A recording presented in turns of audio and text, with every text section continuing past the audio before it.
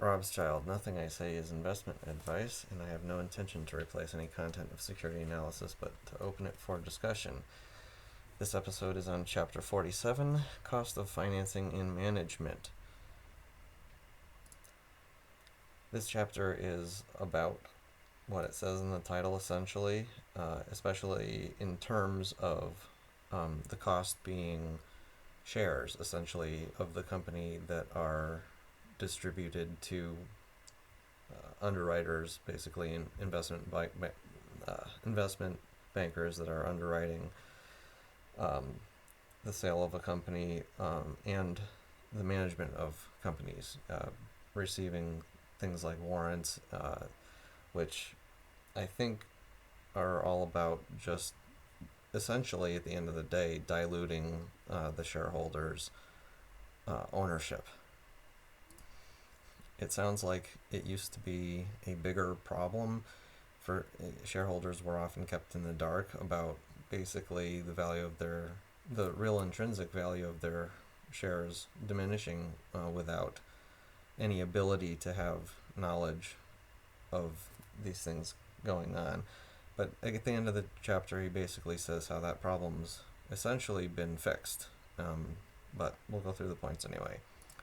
I think this chapter was written mostly, in 1940. These were still new ideas, and it seems like Graham probably lived through, a lot of these surprises that happened within companies that really caught a lot of investors off guard, kind of rug pull situations.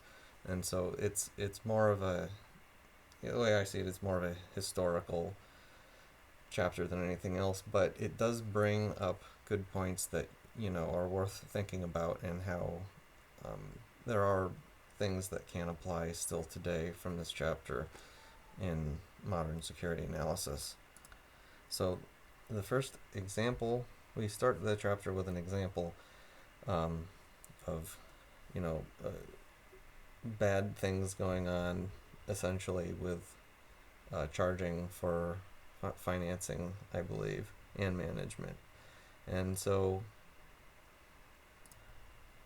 this first example is on the Petroleum Corporation of America, and it basically goes through three costs to the common shareholders. The first cost being $3 per share going to the corporation and not to the assets of the investment company. So I guess using it as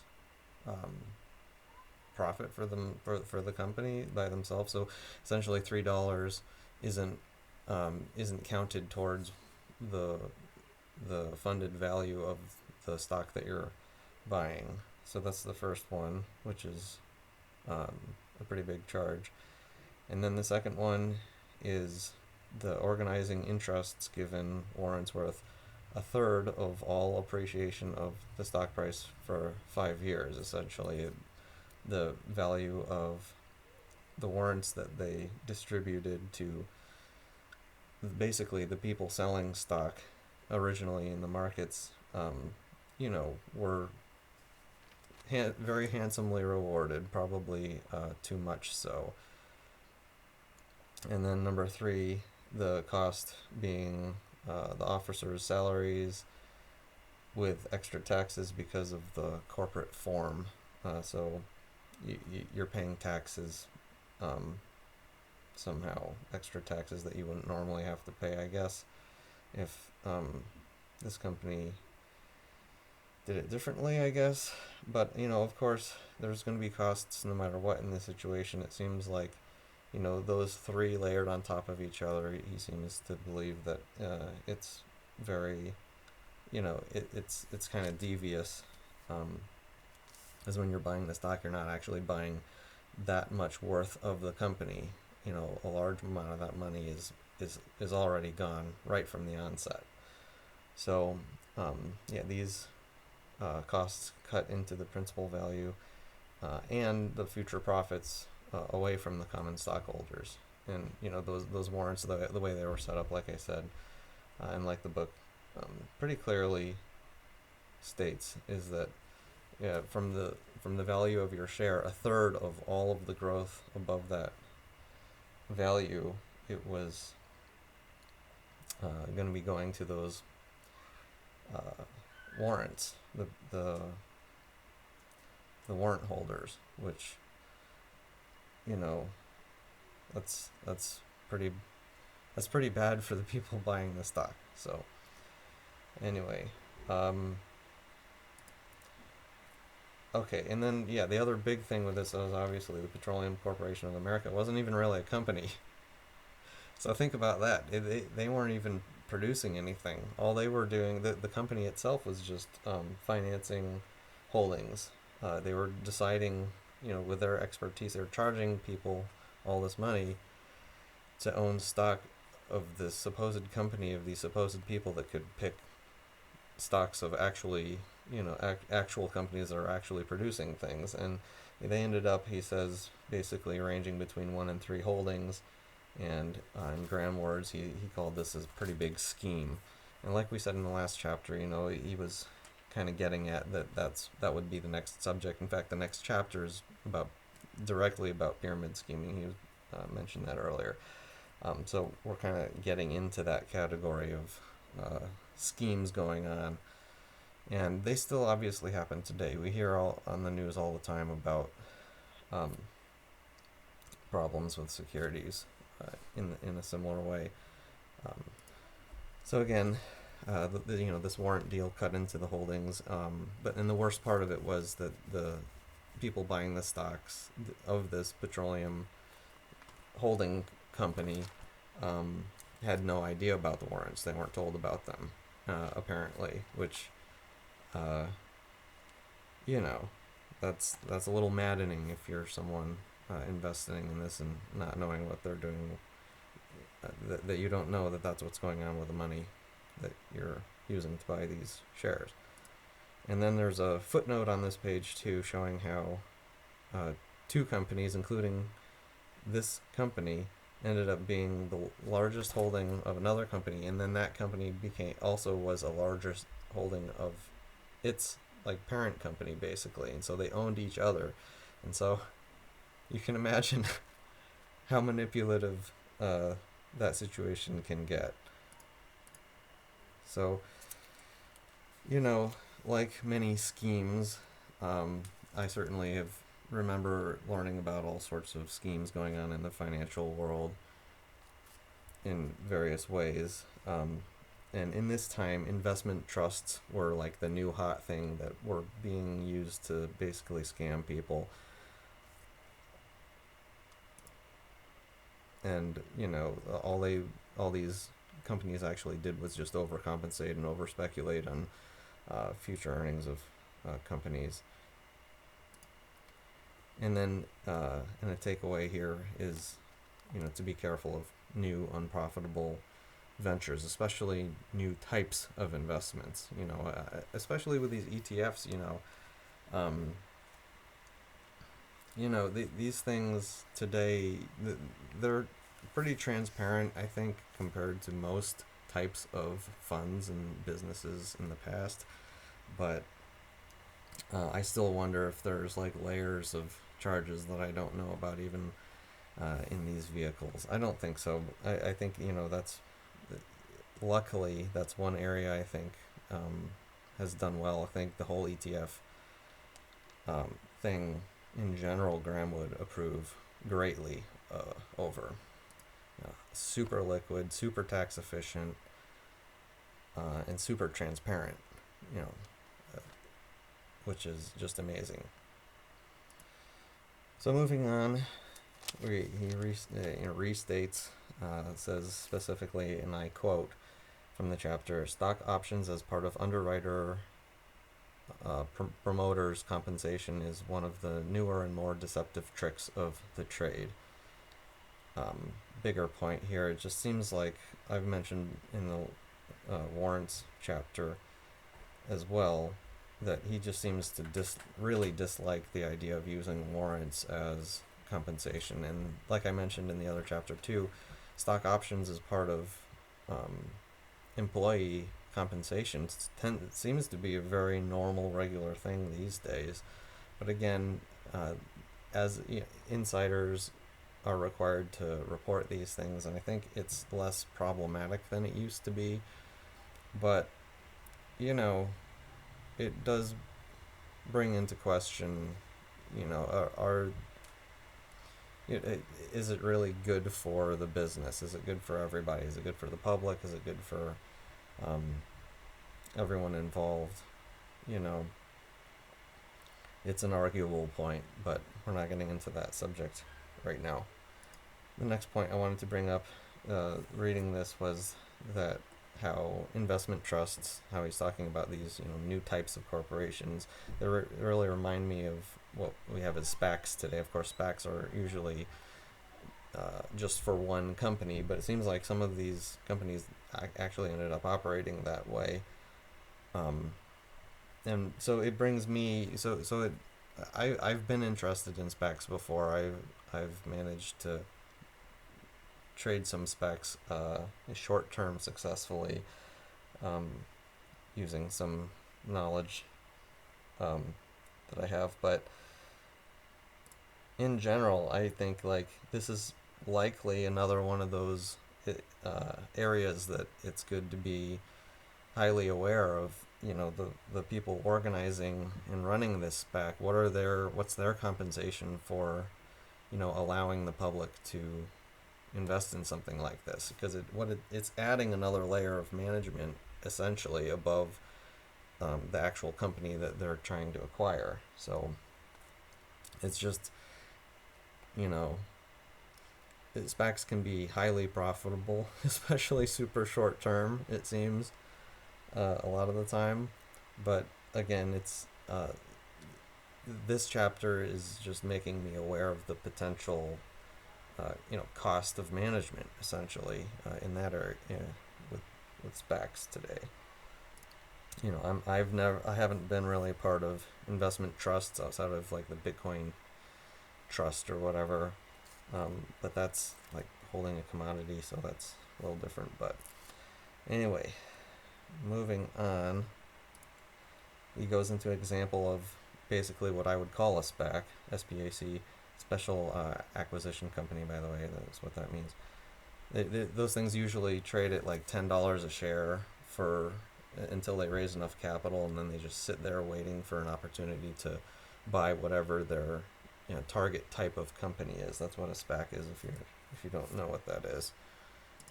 But anyway, this example is about essentially a SPAC taking over American Austin Car Company, which was bankrupt, and they essentially paid $5,000 for it, and I guess for their position in it. And if things went well, the value of the $5,000 that the managers of this acquisition company had invested would essentially become automatically worth $1 million before but the public investing in it could make any profit at all. So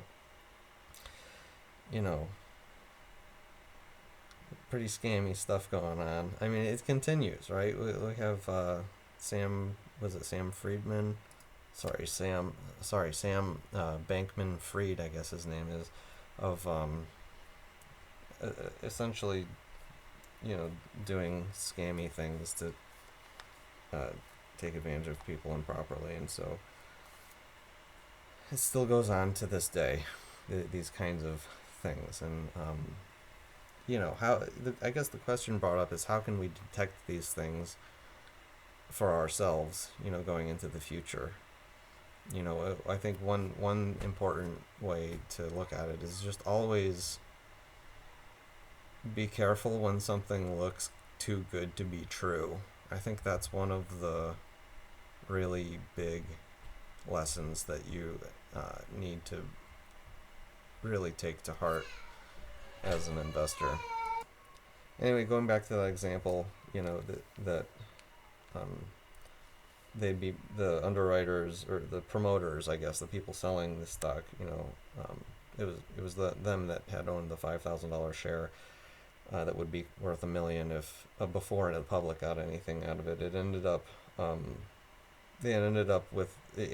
that value ended up getting to $225,000. So a 220 or so multiplied their ownership by 45. So that's a pretty good return for them for doing such a good job selling stocks. Anyway, there's another, and then he goes through another example where the underwriters were to receive a third of the entire issue, so 1/3 of the entire company for underwriting it, which is, I believe, is considered to be excessive. And then he goes on a long section about selling shares of a new venture to the public, and what he means by this is a company that doesn't really exist yet, essentially. And he talks about how, he basically says that he believes that the SEC should make it illegal for a business to sell shares into the public until they've met certain requirements, that they've proven to be to have a certain amount of success as a business. So that's interesting. There are IPOs you hear about all the time. When they open up on the markets for people to buy in the secondary market, like that's always an area you need to be really careful with IPOs. You never know what the real value of the company is and how much the public's going to value the company. You can get an idea if you look at their revenue, their profits, their in the industry and how it compares to other companies in the industry, for example. But especially like new industries, like an industry that's of a company that's never been done before, like these kinds of things are you need to be especially careful of, partly because any venture that seems crazily profitable, and if everybody jumps on board, all of a sudden the expected return on investment can easily end up being a lot lower than people think, just because everybody wants a piece of the pie, and then the pie gets kind of, it doesn't get bigger or smaller, it stays the same, but your slice just gets smaller. So anyway, he mentions this term in here, blue sky promotions. Apparently it's referring to basically people going around with shiny pieces of paper that say, "Oh, buy this stock. It's amazing," and it's made fun of as a blue sky investment because they're selling nothing more than the blue sky itself. And he says that directly in this chapter. He relates it to a mine that there's not even a hole in the ground yet, and an airplane company that doesn't make airplanes yet, or something like that. So then he goes on again, like I mentioned at the beginning of this video. Apparently, since blue sky promotions, there have been regulations to help prevent those kinds of sales being done. But then what ended up happening is people just taking companies that do make money, but selling them for $5 on the dollar. So promoters basically promising that it's worth more than it really was, like obviously, like and intentionally. So that was a practice, it sounds like, ended up as a result of the new job of the blue sky promoters that couldn't do that anymore. That became their new job, apparently. And then again in this section he mentions breweries. This was something earlier in the book. Apparently during this time everyone was going into breweries big time, and it became overcrowded. And just like any industry, and now maybe it's electric cars. I mean, any industry that is new tends to attract a lot of people to want to be a part of it. And like I said, you're their slice of the pie. The more people that get into it, the smaller your slice of the pie becomes, or the value, the potential even value of the company that you have stock in. Basically, that pie slice shrinks. So yeah, these blue sky promoters went from selling nothing to selling companies, then promising that there's all this growth when there wasn't always a lot of growth left in the industry. And then we finished the chapter bringing up a question generally about management. Are they really worth the cost to the shareholders, to the company?